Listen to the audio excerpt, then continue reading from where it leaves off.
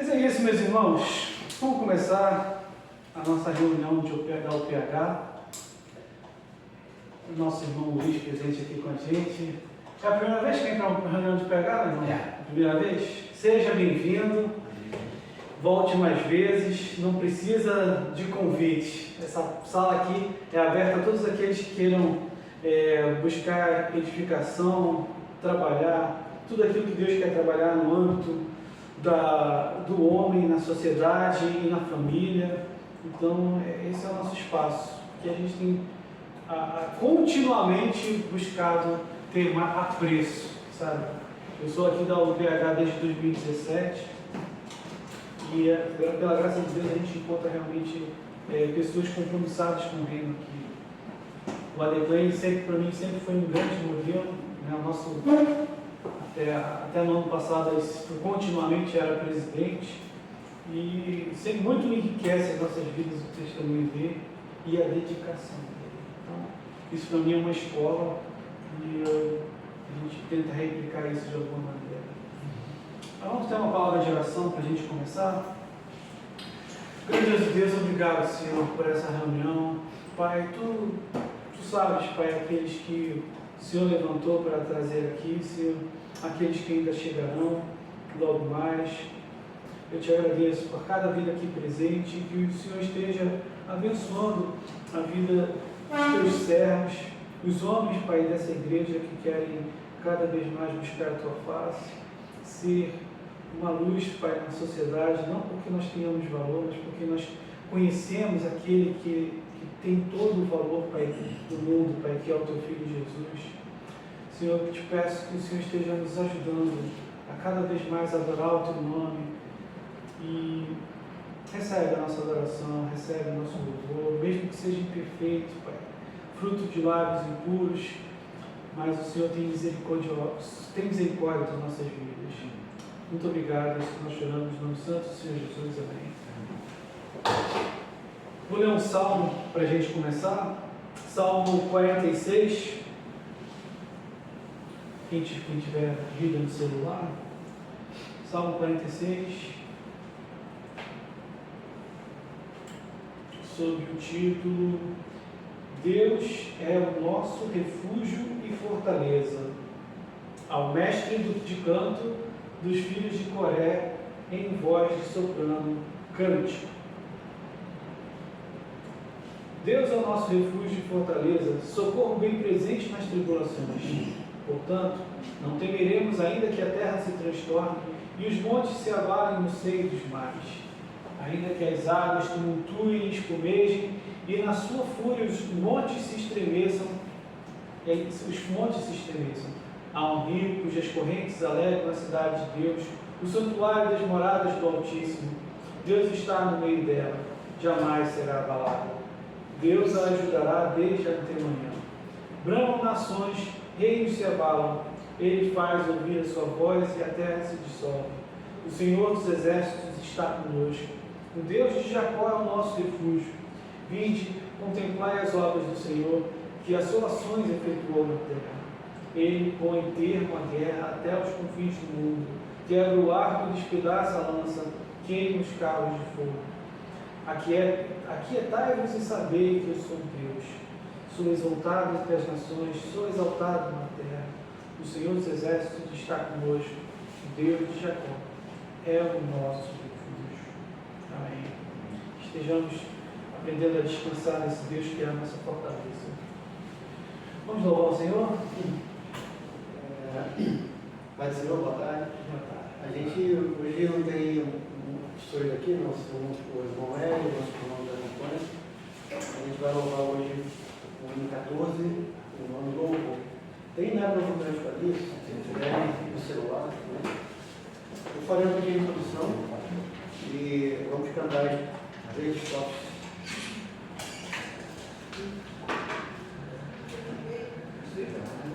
É 14, louvor.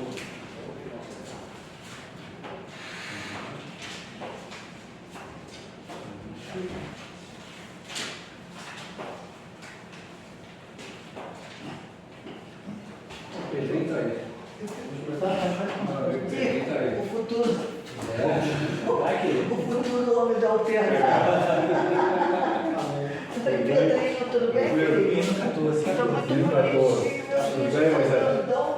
Tá, eu tô vendo, tá bom. Aí tá frio aqui. Tá frio? Fica ali. Quer que é mais aqui na ponta? Não, aí é mais perto. Depois eu diminuo um pouco mais.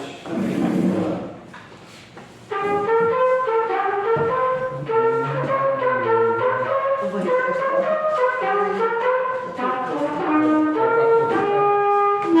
Vamos nós louvar a Deus, vamos ao Senhor de toda a luz, Santo, Santo, cantem, louvem lá nos céus, nosso Deus e Rei Jesus, exaltado seja Deus, Santo, Santo, exaltado seja nosso Deus e Pai, exaltado para sempre o exaltar, cantem, louvem lá nos céus, nosso Deus e Rei Jesus, exaltado seja Deus, Santo, Santo, nosso Deus é Rei do Pai, Santo, Santo, dê-nos bênçãos por Jesus, vede, ao Senhor glorificar, vós os salvos pela cruz, sim, convosco glória dai, vinde, exaltado seja nosso Deus e Pai, exaltado para sempre o exaltar, cantem, louvem lá nos céus, nosso Deus e Rei Jesus, exaltado seja Deus, Santo, Santo, exaltemos nosso Deus, Santo, Santo, exaltemos com fervor, hoje, cantemos todos nós, filhos santos de louvor, se louvor em alta voz, hoje, exaltado seja nosso Deus e Pai, exaltado para sempre o exaltar, cantem, louvem lá nos céus, nosso Deus e Rei Jesus, exaltado seja Deus, Santo, Santo. Amém. Amém, meus irmãos. Glória a Deus. Algumas músicas do Inário me remetem à época da infância, quando eu tinha assim, mais ou menos essa idade, e minha mãe me levava para a reunião de oração da igreja. Uma bênção ter essa memória. Esses tipos de louvores, especialmente do início do Inário, que quase a gente não canta. Quero chamar aqui a presença, à frente, do nosso querido irmão presbítero Luiz Henrique. Luiz Henrique é um amigo de longa data, né, da minha época de UMP. Na época de UMP, ele já tinha algum tempo, eu cheguei depois. Logo em seguida a gente foi se encontrar na época da junta diaconal. E o Luiz, ele sempre foi uma pessoa assim, muito dedicada ao trabalho na casa de Deus. É um modelo para mim de alguém que é interessado em dar o melhor no reino de Deus, né? Eu lembro de ter essa memória na época da junta diaconal, né? Então eu queria conceder o privilégio de você trazer uma palavra para a gente, e tenho certeza que Deus vai estar no nosso meio. Vamos fazer uma oração? Pai querido, obrigado pela vida do teu filho, Pai. Muito obrigado por toda a sua família, assim, presente aqui aos teus pés na tua casa. Te agradeço porque o Senhor tem usado a vida dele, o Senhor tem concedido bênçãos na sua família, tem abençoado o seu filho, Pai, abençoado a sua esposa.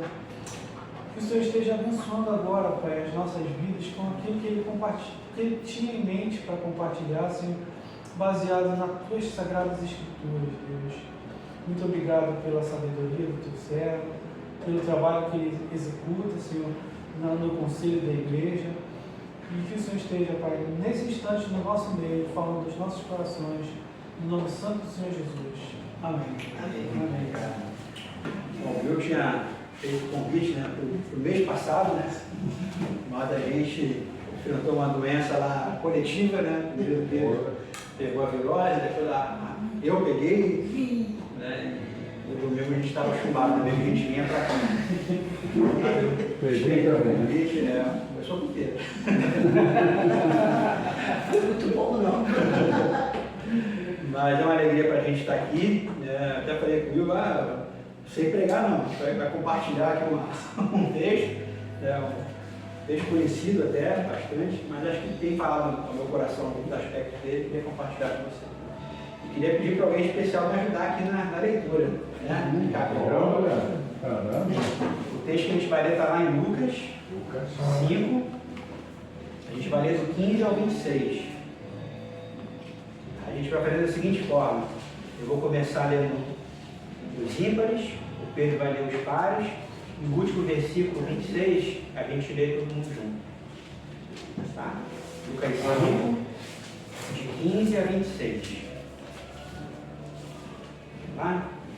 Porém, o que se dizia a respeito de Jesus se espalhava cada vez mais, e grandes multidões afluíam para o ouvir e para serem curadas de suas enfermidades. Jesus, porém, se retirava para lugares solitários e orava. E aconteceu que num daqueles dias Jesus estava ensinando, e achavam-se ali assentados fariseus e mestres da lei, vindos de todas as aldeias da Galiléia, da Judéia e de Jerusalém. E o poder do Senhor estava com ele para curar. Vieram então alguns homens trazendo um paralítico deitado num leito. Eles procuravam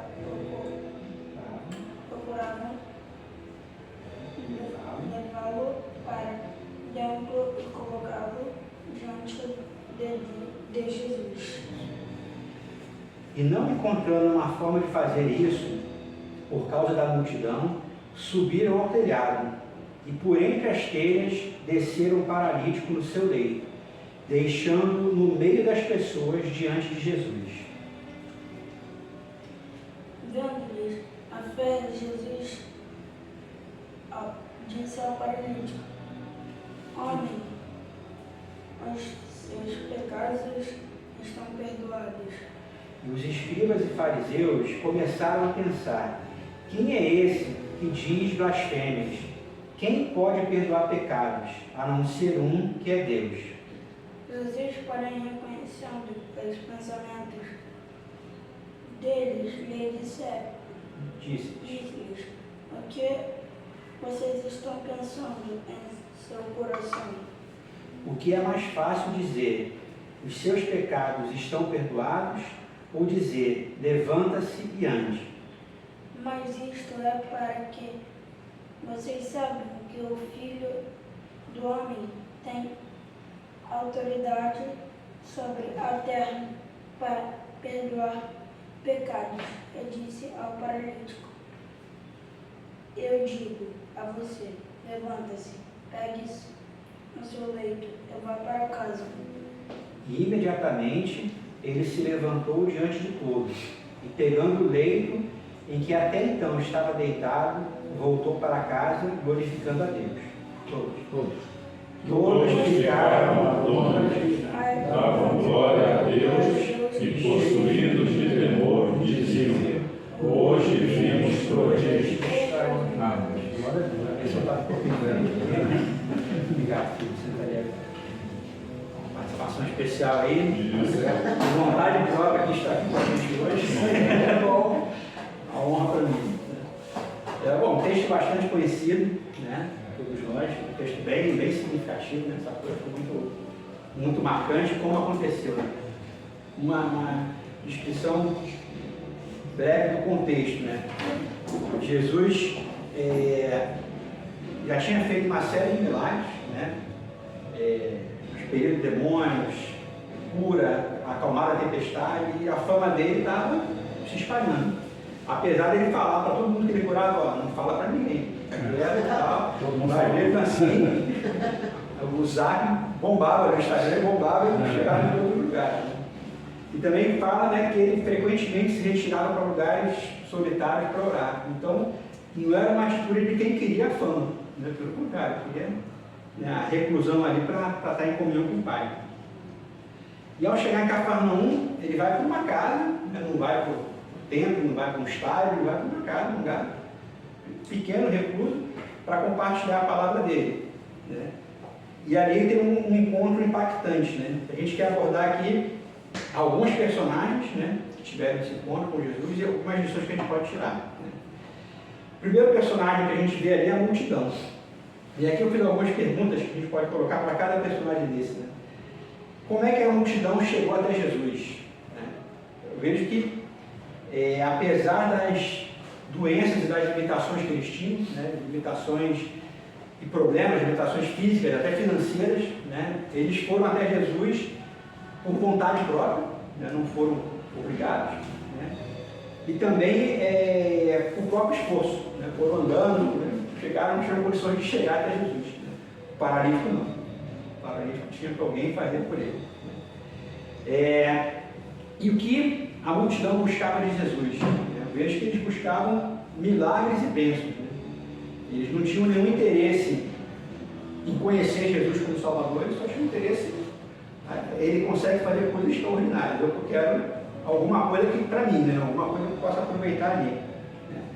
Buscavam uma solução rápida para os seus problemas pessoais, os seus próprios problemas. E como essa multidão se enxergava? Né? Isso eu acho que é interessante também. Eles se viam como carentes e injustiçados. Né? Eles não tinham dinheiro, né, como os nobres da época, né? Não tinham autoridade como os políticos, né, os militares ou os próprios fariseus daqui. Né? Então eles estavam meio que no pé da pirâmide ali, realmente. Né? E eles tinham que arrumar alguma forma de suprir as necessidades dele. Então Jesus apareceu ali, eles focaram com esse é o cara, vou atrás dele. Mas, basicamente, movido por interesse. Né? Como é que eles agiram? Né? Do meu ponto de vista, de forma bastante egoísta e indiferente. Né? Eles viram o paralítico chegando ali, né? sendo carregado. Viram o paralítico chegar ali, sendo carregado, né? Mas eles não tiveram olhos para a dor do próximo, né? para a situação, né, crítica que ele estava passando ali. Eles simplesmente olharam, pô, eu tenho as minhas lutas, os meus problemas, eu vou focar no meu e você, sinceramente, que se dane, não estou ligando para você. E acho que foi até pior, né? Além de não enxergar, eles se colocaram como oposição, né? E no texto fala que eles não conseguiram chegar. Né? Espero que buscar um outro meio, que a multidão não arredou o pé. Não está carregando. Azar, se eu cheguei primeiro, vou ficar aqui, daqui eu não saio. Se colocaram como um obstáculo. E a outra pergunta que a gente pode fazer nos nossos dias: a multidão continua? Eu creio que sim. A multidão continua focada nos seus problemas, né? Nas suas necessidades, continua desprezando o próximo, né? Sendo indiferente à dor do próximo, que muitas vezes compartilha a mesma dor que ela, mas o meu primeiro. Né? Ainda buscam um relacionamento superficial com Deus. Né? Eles querem as bênçãos, né? E o poder de Deus. Agora Deus deixa de nada. É um amuleto que eu uso quando eu estou precisando ali, estou no sufoco. Né? E não querem se submeter ao seu senhorio, né? E nem a uma transformação de vida e caráter. Não sei se vocês querem complementar alguma coisa aqui sobre esse primeiro personagem da multidão, se vocês discordam de algum ponto aqui, bate-papo aqui. Então esse foi o primeiro personagem que eu consegui ver ali nessa história. O segundo, os fariseus, né? E esse bem polêmico, né? Como eles chegaram até Jesus? Também por meios próprios, né? Não tiveram, do meu ponto de vista, não tiveram dificuldade nenhuma, como autoridades que eram, provavelmente ou chegaram numa carruagem, ou num camelo, num cavalo, num burrinho, mas chegaram com pompa, né? Se tinha multidão ali, alguém foi abrindo a porta, está chegando o fariseu aí, abre a porta. E eram vários, né? De várias cidades, né, que estavam vindo. Então devia ser um encontro poderoso ali. E tiveram tanta regalia, né? Tanta pompa, que aqui não fala que eles ficaram do lado de fora, eles estavam dentro da casa. Então até isso, né, um local de destaque né, de honra para eles, né, que eram nobres, né, nobres autoridades. E o que os fariseus buscavam de Jesus? Na verdade, a fama já tinha chegado até eles. Então, eles queriam um meio de calar ou eliminar Jesus. Eles já estavam com medo que, pô, é um novo concorrente que está chegando. Né? E não quero nenhum concorrente comigo aqui, não. Né? Então, ainda mais vendo os sinais que Jesus fazia, para eles era algo mais complicado ainda. Né? Eles viram que, pô, esse cara tem poder. Como é que eu vou conseguir competir com ele? Então, já foram ali, vamos estudar como é que a gente quebra ele ali para eliminar esse concorrente. Né? Eles estavam alvoroçados e ameaçados com a justiça de Jesus e do seu poder. Mas não tinham nenhum interesse nele, né, em segui-lo, né, porque para eles o status religioso já bastava. Né? Receber a honra do povo, o temor do povo para eles já era suficiente. Como é que esses fariseus se viam? Do meu ponto de vista, eles se viam como superiores, como santos e ainda como juízes daquele povo. Né? Eles não se colocavam no mesmo patamar. Pelo jeito como eles falavam, a gente consegue depreender isso. Né? Como eles agiam? Vejo que eles eram orgulhosos, frios e sem discernimento espiritual. Ignoraram as dores do povo que estava ali, daquela multidão, as dores e sofrimentos. E essa multidão que provavelmente os encontrava na rua e na sinagoga. Mas eles não tinham tempo para ouvir aquele povo e nem um pouco estava interessado em resolver o problema. Eles estavam preocupados em manter o status deles, né? Não com o problema do próximo. Eles tinham um vasto conhecimento da lei e das liturgias, né? Mas careciam de discernimento espiritual. Na verdade, não tinham nenhum discernimento espiritual. Achei interessante isso aqui. Eles viram a Jesus a poucos centímetros dos seus narizes. Né? Estavam num lugar de destaque do lado de Jesus, mas não reconheceram o Filho de Deus ali. Cara a cara, não reconheceram. Eles viram um paralítico ser curado diante deles. Né? Um homem, há anos, não fala quanto tempo, né? Se era de nascença, doença, mas há anos atrofiado ali, eles viram a perna dele voltar ao normal, entrar carregado e sair carregando o leito. Né? Deram glória a Deus, ficaram alegres, não glorificaram a Deus e ainda ficaram irritados, não tiveram nem o mesmo sentimento de pelo menos se alegrar, né? Os caras são curados, esse cara fez alguma coisa. Não, eles ficaram com raiva, começaram por quem é esse que está fazendo blasfêmias? Começaram a acusar Jesus. Né? Então vê como a prepotência deles, né? A arrogância deles era tão forte. Né? E a última pergunta, e nos nossos dias, os fariseus ainda estão na área? Né? Como estão? Infelizmente, né? Como estão?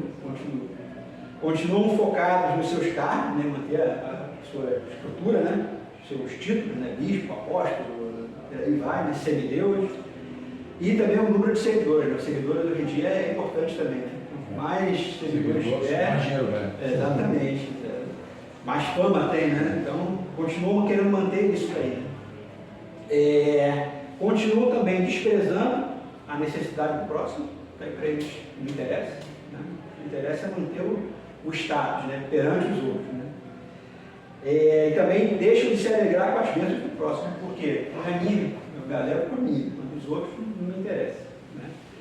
Ainda lhes falta a essência de buscar a submissão da vontade do Senhor. Né?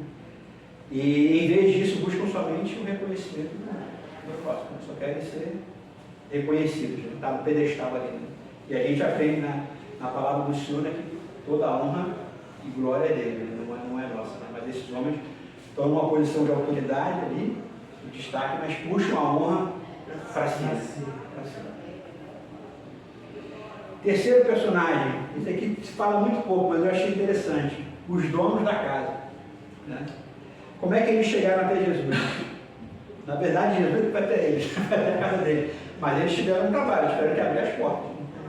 Jesus não era conhecido ainda. Né?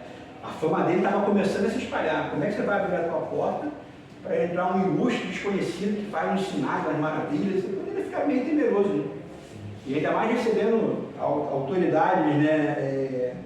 meio conflituosas, né, como eram os religiosos da época, né, e eles abriram a casa deles para Jesus, que eles não conheciam, para essas autoridades, e ainda sabia que afluiu grande multidão para ali.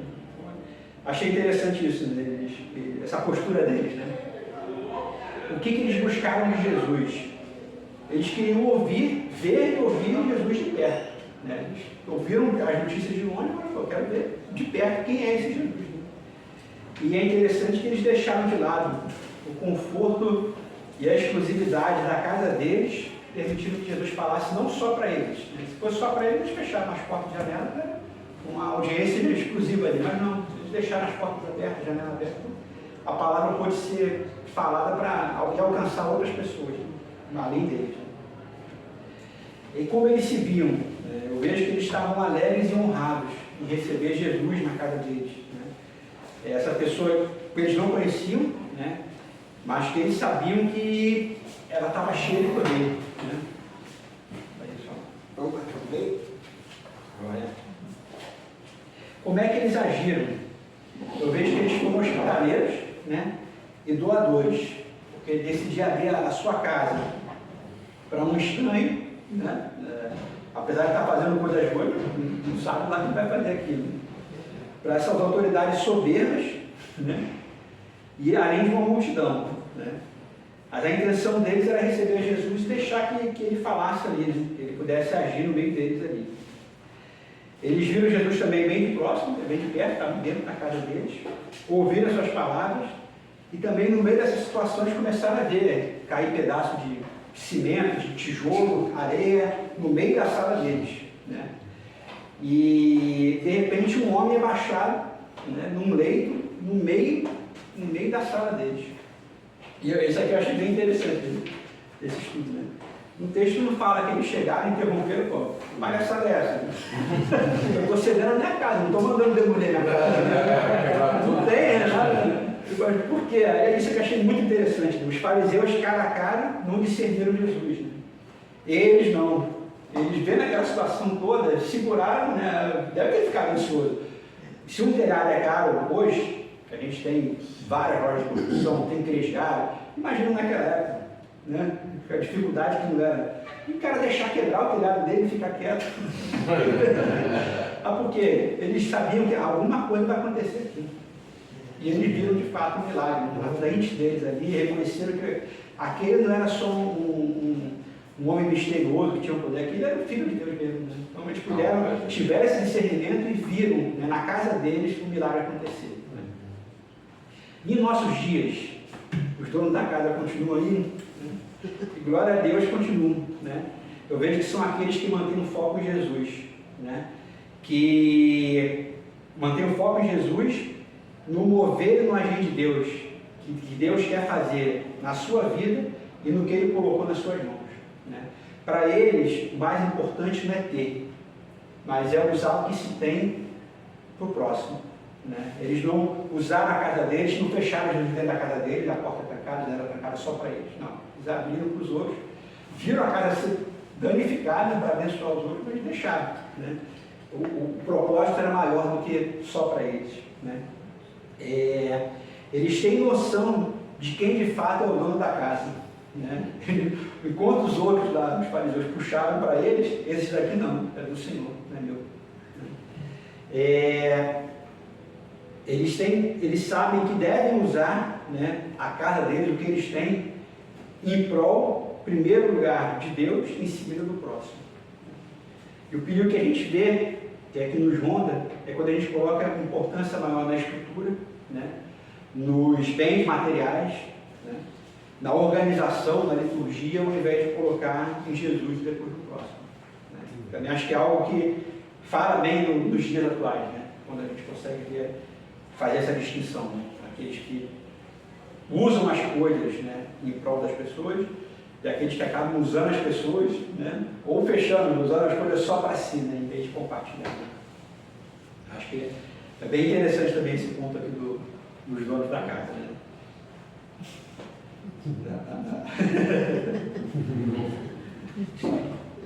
Os amigos. Né. Como é que esses amigos chegaram até Jesus? Eles também foram por meios próprios, né. Só que eu acho interessante, eles foram movidos por fé, né? Enfrentaram grandes dificuldades, né? Como a gente viu lá no texto, né? A multidão em oposição de fato, né? Não foi algo leve ali com eles, né? Mas em meio a essa oposição eles não desistiram, né? Não sentiram vergonha, porque carregar um enfermo, naquela cultura, o enfermo era uma pessoa reclusa da sociedade, considerada uma pessoa amaldiçoada, né? Você se importar e andar junto é um negócio que, pô, esses caras não são normais, não. E eles não sentiram vergonha disso, não sentiram desânimo, não esmoreceram diante da indiferença, né, e da oposição das pessoas. E o que os amigos buscaram de Jesus? Acho que a motivação principal deles era: vou levar o meu amigo paralítico até Jesus. Eu não sei o que vai acontecer, mas no coração deles estava isso, assim, minha missão é essa, eu tenho que fazer isso, tenho que cumprir isso. Eles também ouviram as notícias sobre Jesus, né? Pô, libertou o endemoniado, acalmou uma tempestade, curou a sogra de Pedro, o servo do centurião, até um leproso, coisa que ninguém nunca tinha visto. Então, tem que ter algo extraordinário acontecendo ali com aquele homem, né? Mas é interessante, eles deviam ter os problemas deles, as enfermidades deles ou de algum familiar, mas os quatro focaram na necessidade do amigo deles. Eles não pensaram em Jesus para si, pensaram que meu amigo é a esperança desse meu amigo de agora, né? E eles viram que o momento era aquele, né? No coração deles nasceu uma chama forte, era a fé, né? Mesmo sem eles saberem, era aquele momento que eles tinham que levar, né? Como é que eles se viram, né? Eu creio que quando Deus despertou essa fé no coração deles, eles receberam esse chamado, né? A nossa missão é pegar ele e levar até Jesus. Não importa como, não importa o esforço que a gente tem que fazer, a gente tem que levar o paralítico até Jesus. Ele que vai resolver, né? No coração deles, a fé brotou, criou raízes profundas, e eles tinham certeza absoluta que aquele era o momento e o local que o paralítico iria encontrar Jesus e a cura para ele. Como é que eles agiram? Eu vejo que eles foram altruístas, né? Pensaram no próximo, não neles. Foram obedientes, porque receberam aquele chamado, mas era difícil, né? Carregar não sei se vocês já tiveram a oportunidade de carregar uma pessoa numa máquina. Com 2 é muito difícil. Com 4 também diminui um pouquinho o peso ali, mas é complicadíssimo. Agora você carregar em frente a uma multidão, eu não consigo entrar, subir no telhado, já tentou subir uma escada é difícil pra caramba, muito difícil. Agora você imagina, eles não falam aqui que eles tinham picareta, um era engenheiro, outro arquiteto, não. Escada, né? Nada Não disso. tinha escada, corda, o que eles improvisaram? Imagina o sacrifício que eles fizeram para baixar aquele homem do telhado. E os caras não tocaram, olha só, tentando, não deu não. Não, vamos baixar você lá. Tem que derrubar a cara, a gente vai botar você de frente para Jesus. Então acho que é muito lindo isso, né? Como é que eles, a fé cresceu neles de uma forma que eles não viram impedimento nenhum, né? Apesar de toda a oposição, eles não viram, não conseguiram, né?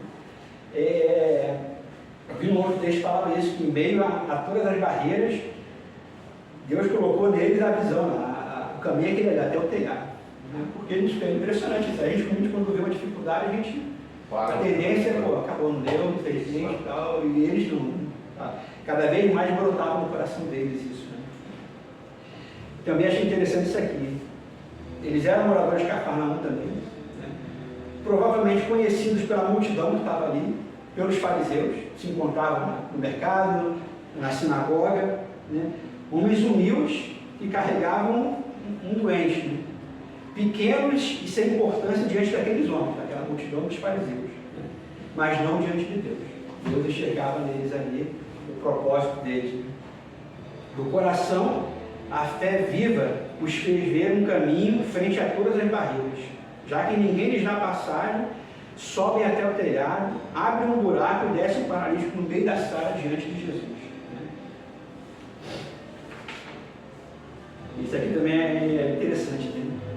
Eles não fizeram uma petição para Jesus, olha, um amigo aqui, paralítico, não falaram uma palavra eles não falaram, só desceram um homem, que fez para Jesus. Jesus olha para eles, e é lindo isso no texto, né, que fala, vendo-lhes a fé. Quer dizer, a fé é algo palpável, para Jesus é visível. Né? Jesus não falou nada para eles, vendo-lhes a fé. Né? Viu nitidamente, né, fisicamente a fé deles. Né? Curou maravilhosamente o paralítico. Eles tiveram discernimento da fé que Deus plantou no coração deles e não permitiram que barreira ou obstáculo algum os impedissem de levar o paralítico até Jesus. Por consequência disso, né, de manter essa obediência e responder a essa fé, eles viram um milagre, né, se alegraram grandemente com o amigo deles, que eles viram a dor daquele amigo ali, e glorificaram a Deus. Né? Contaram dos outros lá que no mesmo ambiente não reconheceram, não glorificaram, esse daqui não, se glorificaram a Deus e se alegraram. Né? A oposição em relação aos outros. Né? E nos nossos dias, os amigos continuam? Glória a Deus que continuam. Aqui tem alguns amigos. Né? Amigos são aqueles que vêm e sentem a dor do próximo, ao contrário dos fariseus ali, que veem e ignoram a dor. Né? A gente, pelo Espírito Santo, consegue ver e sentir a dor do próximo e se importar com a dor do próximo. Né? Intercedem e usam as suas vidas como instrumento do milagre de Jesus na história do próximo. Eles têm noção de quem é Deus, do seu poder e do amor, né, do Senhor. E se colocam como instrumentos de graça, salvação e transformação na vida do próximo. Esses aqui são os amigos, somos nós. Né? Em meio a uma sociedade que somente tem olhos para si, né, que só quer buscar os próprios interesses, né, a satisfação das suas necessidades, nós devemos ser como esses amigos, que seguem o exemplo de Jesus, não negligenciam a fé, e se permitem ser usados como instrumento de Deus para operar a cura, né, e a transformação na vida do próximo. O outro personagem também, né, dessa história central é o paralítico. Como é que ele chegou até Jesus? Provavelmente primeiro os gelados chegaram também, né? Pô, o nome aí é o cara, tá? Está curando geral aí e tal. Aí a gente imagina, no mundo como aquele, não tinha médico, né? A medicina devia ser coisa de raiz, né? Coisa assim. Chega uma notícia, olha, tem um cara que está curando aí todo mundo. Imagina por que eles não te dão uma cura. Com certeza. A esperança, né? Sim. De serem curados, Exato. ainda mais que é paralíticos, um troço que naquela época então. Não tinha cirurgia, não tinha nada. Poxa, é lá mesmo, vamos levar, vamos embora. Exatamente. Aí imagina quantos não faziam isso, né? Não levavam parentes, não levavam pessoas conhecidas, vizinhos, tudo. Eu imagino isso, exatamente isso. E ele ouvindo isso, do coração dele. Pô, esse cara pode ser a cura para mim. Esse cara. Mas ao mesmo tempo que ele deve ter pensado, ele falou, pô, como é que eu vou? Não consigo. Eu não consigo. Depende de outro. Eu não consigo. Ele depende de outro. Mas ele não sabia, mas Deus já estava botando no coração dos amigos, vai levar ele. Você imagina os leprosos, né? Os cegos naquela época, os leprosos naquela época. Se alguém foi curado da lepra, se alguém foi curado da cegueira, né? Acho que todo familiar ia levar até Jesus para tentar ali a cura, né? E o que buscava de Jesus? Foi bem sincero, quero ser curado. Eu estou paralítico aqui, né? Mas Jesus tinha muito mais para ele do que só a cura física. Né? Como ele se via triste, sem esperança, né? Desamparado à margem da sociedade, dependente, era para tudo ele precisava de alguém para carregá-lo, inútil. Né? Como ele era, né, realmente um enfermo, estava numa condição de indignidade realmente, né, de falta de dignidade, abandonado ali, pobre, pecador, carente de Deus. Como esse homem ficou, né, após esse encontro com Jesus? A obra de Jesus é completa, né? Não é, começa a 30% ali, o restante você vai atrás aí que podemos fazer. Né? Ele perdoou os pecados e curou aquele homem, né? Cuidou da alma e do corpo. Resolveu questões do tempo e da eternidade. Diferente dos homens que olham muitas vezes só para o exterior, né? Jesus olhou primeiro o coração dele. E transforma a vida daquele homem por inteiro. A gente viu aqui quatro aspectos da cura na vida dele. O primeiro aspecto, a cura emocional. antes de qualquer transformação visível, né? Provavelmente a perna dele devia ser uma menor que a outra, né? Deformada, né? Mas Jesus olhou primeiro para o coração dele, né? Para a dor que ele tinha dentro, né? Nas emoções dele. A primeira palavra que Jesus diz foi de ânimo, né? Tem bom ânimo. Né? Esse é ânimo porque ele estava desanimado, ele estava para baixo, estava deprimido, né? E ele carregava uma dor que os outros não conseguiam ver, né? Olhavam só a perna torta dele, mas não viam o coração dele, que ele levava por dentro. Né? O peso da tristeza, da falta de esperança, isso aí as pessoas acabavam não enxergando. Mas foi o que doeu primeiro para Jesus, foi a dor interna do que a dor externa. Isso revela que além da paralisia física, aquele homem carregava essa dor interna, né? Nas emoções dele. Né? Escondido atrás das limitações físicas foram anos de frustrações, sonhos interrompidos, de uma autoimagem destruída. Né? Provavelmente se via como um fardo, né? Eu tenho que ser carregado, né? Para onde quer que eu tenho que levar? Né? Alguém se entalou sem futuro. Né? Mas Jesus foi além da condição exterior, da deficiência, chegou para curar o interior dele. Né? Antes de endireitar os seus músculos, Jesus fortaleceu o seu coração e a sua mente. Ele sabia que a maior barreira não era apenas a paralisia, mas o desânimo que dominava a alma dele. Cristo disse, tem bom ânimo, e estava renovando a identidade dele, né? A dignidade e a esperança dele. Isso nos ensina que Jesus nos dá realmente o que precisamos primeiro. A cura dele vai primeiro no essencial, do mais importante para o menos importante. Muitas vezes a gente busca a solução para problemas externos, sendo que o problema principal é o interno. Né? Medo, culpa, ansiedade, falta de fé. Né? E esse Jesus que curou aquele homem lá, continua dizendo para a gente hoje, tem bom ânimo. Né? Continua sendo capaz de curar as feridas mais profundas que a gente tem na nossa alma. Né? E com a capacidade de nos devolver a alegria para a gente prosseguir a nossa vida. Esse seria o primeiro aspecto da cura. O segundo aspecto é a cura psicológica. Né? Além de perdoar os pecados, Jesus também curou as emoções e a mente daquele homem. Né? Também a primeira palavra que ele fala é filho. Né? Isso aqui é interessante, né? Restaura a identidade e declarou uma nova autoimagem para aquele homem. Né? Ele não era o paralítico, ele passou a ser filho, passou a ter uma identidade com Deus. Né? Aquele homem que era dependente dos outros, né? Sentia um fardo de culpa, se sentia indigno de amor. Jesus o chama de filho, mostrando que ele não era mais rejeitado, né? Que ele tinha uma nova família, né? Uma nova identidade. Né? Que tinha alguém que se importava com ele, que amava ele, e mostrava para ele que ele tinha valor. O mestre não o cura apenas fisicamente, mas deu um novo sentido para a vida daquele homem. Aquele passado de dor e vergonha foi substituído pela certeza de que Deus se importava com ele. Deus foi ali para ter um encontro especial com ele naquele dia. Essa transformação interior é essencial, pois muitas vezes as maiores paralisias estão na mente e no coração da gente. Né?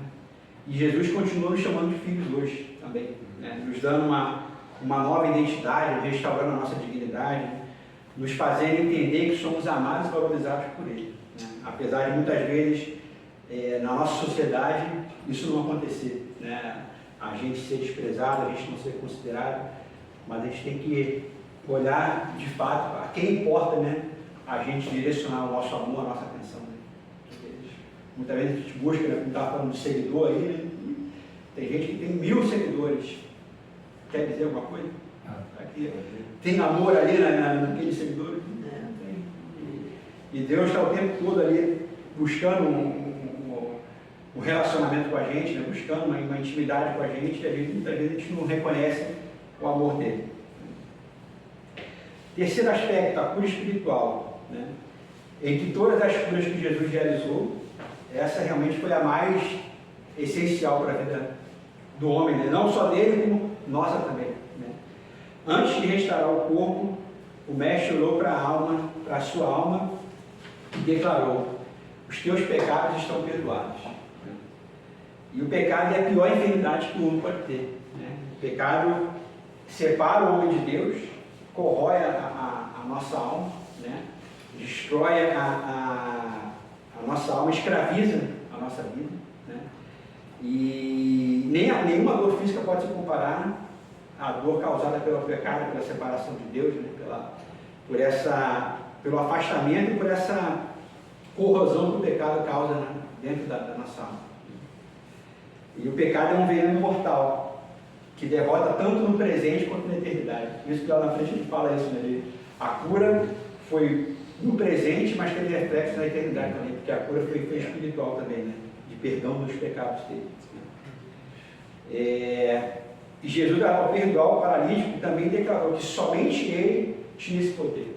Né? As autoridades não tinham, os fariseus estavam ali e não perdoavam o pecado de ninguém. Né? A igreja também não tem esse poder, nem os anjos têm esse poder, somente Jesus tem esse poder. Por meio do sacrifício dele na cruz, que ele, né, trouxe essa reconciliação, essa cura para a gente. O perdão divino cura, liberta e traz ao ser humano. É a maior força restauradora do universo, capaz de transformar um coração adoecido em um espírito renovador. E Jesus continua perdoando os nossos pecados hoje. Né?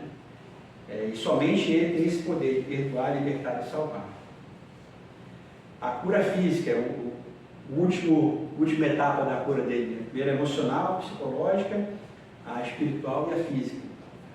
Por último, que Jesus restaurou a parte física dele. Né? E também foi de forma imediata e completa, não foi, né, vou endireitar uma perna agora, daqui a 6 meses você volta, a gente vai trabalhar outra. Não foi. Cirurgia de catarro. Um monte de cada vez. Vai pingar um colírio ali, vai passar um bálsamo na perna, não foi assim. Né? Os seus músculos, antes atrofiados, foram fortalecidos. Os seus nervos não funcionavam, voltaram a funcionar. Seus pés e articulações ganharam firmeza. Né? Em um instante, aquele homem que antes estava deitado, vivia deitado, colocou-se de pé, o leito que carregavam ele botou nas costas e saiu andando. É algo tremendo esse milagre. Né? Algum jeito podia consertar o telhado. Deve ter voltado. Já manda decreto.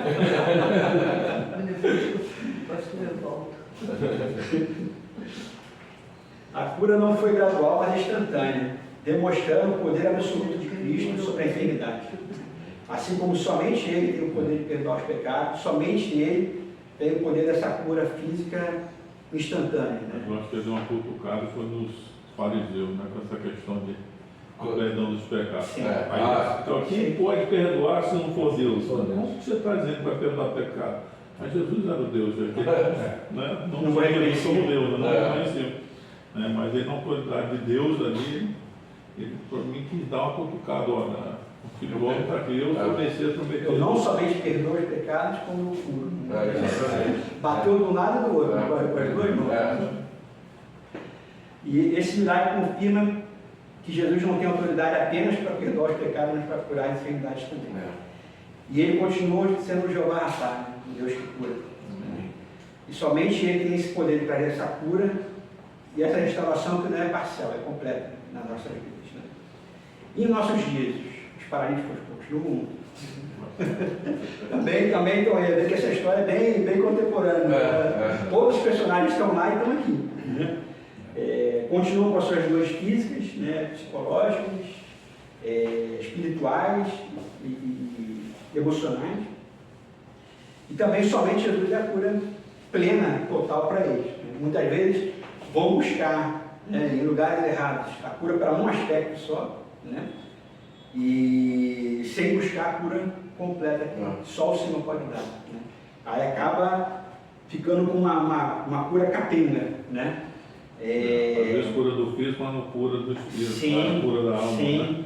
Não os 10 leprosos, 10 foram curados, mas quantos foram salvos? Exato. Só aquele que voltou para agradecer. Somente um foi completo. Então, assim, às vezes as pessoas estão muito atrás disso, da cura, e esquecem, né?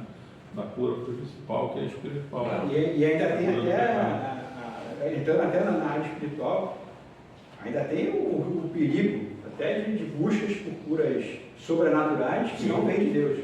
Vai ser curado? Pode ser curado. Mas para o espiritismo, Mas o preço é terrível, terrível. Né? Está vendendo a alma dele ali sem saber o adversamento. Né?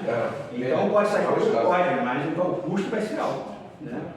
E essa cura que o Senhor faz, só Ele tem esse poder. Né? E ele também não é aquele lance, então eu não posso procurar um médico, eu tenho que buscar Jesus na igreja. Não é isso que a gente está falando. Né? Jesus, se Ele permitiu a medicina, né, os medicamentos, é para a gente utilizar aquilo ali. Mas não é também para você colocar a fé só no médico, porque vai me curar o médico. Eu não vou deixar de orar. Ao contrário, Jesus vai curar através do... Exato. Da sua sabedoria pela Os médicos, os medicamentos são instrumentos que Deus pode usar para trazer a cura física. A cura física. Né? Agora a cura emocional, a cura espiritual. O espiritual é só com ele, aí não tem outro lugar para correr. Não tem outro lugar para correr. Mas assim, ele nos dá psicólogos para uma cura psicológica, para uma cura emocional, né? Mas dá outros meios, né? Mas no espiritual, no único caminho é por ele. Se buscar no caminho errado, o preço vai ser caro. E acho que é isso, meus irmãos, que eu tinha para compartilhar com vocês. Eu já tinha dado uma lida nesse texto algumas vezes, pegado alguns outros estudos, e quando começou a pegar os personagens, eu achei bem interessante. Todos eles se encontraram com Jesus, né? Mas como o Guilherme bateu bem, poucos saíram transformados. Acho que os donos da casa ali, os amigos do paralítico, os únicos que viram, antes entrou um ilustre estranho, né? Ilustre porque era famoso, mas era estranho e com poder. Mas para eles, entrou Jesus, né? Tiveram um encontro de fato com Jesus, né? Os fariseus encontraram um homem sobrenatural ali só, não reconheceram. Né? E a multidão, boa parte dela também. Né? Agora esses três aqui não, encontraram de fato Jesus, né? E saíram daquele encontro transformados. Deixa eu para compartilhar brevemente com vocês aí.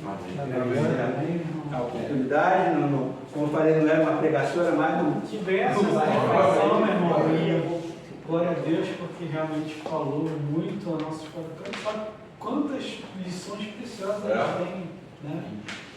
Creio que cada um de nós aqui teve uma percepção a respeito de alguns desses personagens, né? Eu mesmo sentado ali fiquei pensando na questão dos amigos e da fé dos amigos que levaram o paralítico a Jesus. E será que a gente tem feito algo semelhante a isso, né?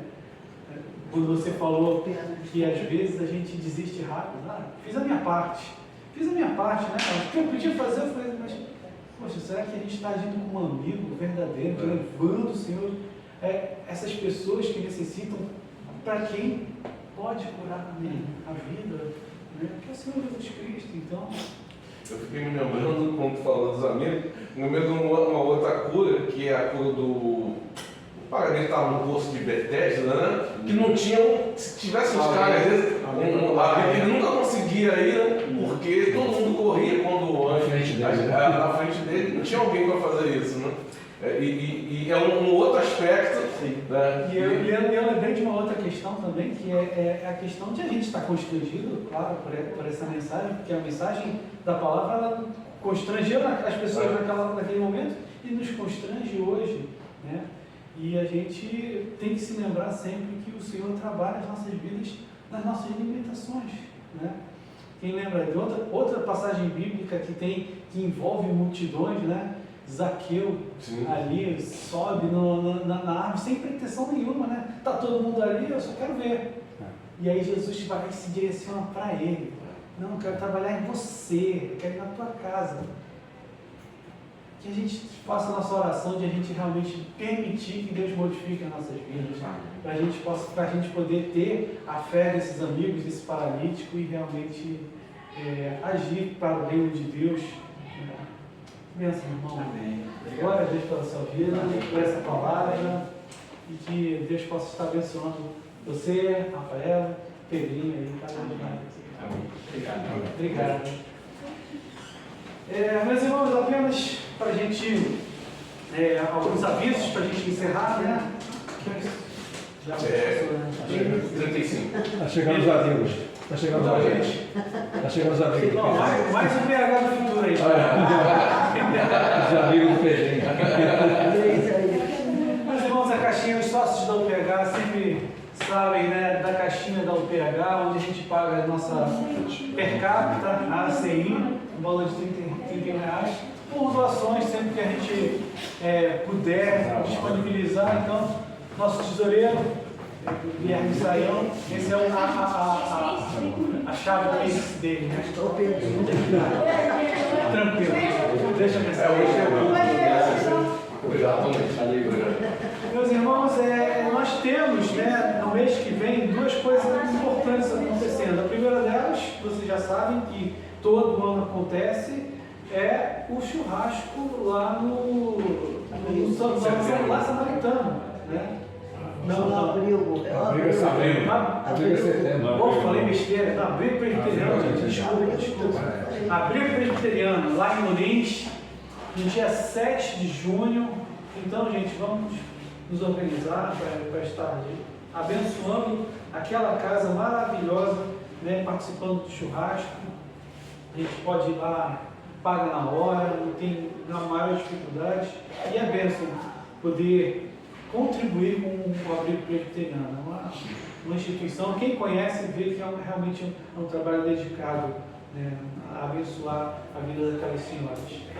E também vai estar acontecendo na Igreja Presbiteriana, em Olaria, o Congresso Sinodal. No último sábado do mês. Né? O último sábado do mês, eu não estou lembrando agora qual é o dia certo, não sei se é 26, mas depois eu passo isso no grupo direitinho. Vai ser lá em Olaria, vai começar às 8h30 com o café da manhã, depois vai ter uma palavra devocional e depois a gente vai fazer, né, as eleições para a nova diretoria. 28 mesmo. É dia 28, né? Dia 28 de junho, cai no sábado, é o último sábado de junho. E aí, quem é sócio da UPH, né, está mais do que convocado para estar presente lá, representando a nossa UPH e a nossa federação também, né? Uma vez que é uma confederação sinodal. Meu irmão amado, seja bem-vindo a mais uma reunião da UPH. Volte sempre, as portas daqui da nossa sala de treinamento estão sempre abertas. Esqueci mais algum aviso, gente? Nós temos aí um lanche para a gente fazer antes do curso. Você quer falar alguma coisa? Não. Eu ia pegar trouxe um negocinho e deixei lá no micro-ondas. Beleza. Então vamos ao nosso mote, meus irmãos. Confiança em Jesus, entusiasmo na ação e união fraternal.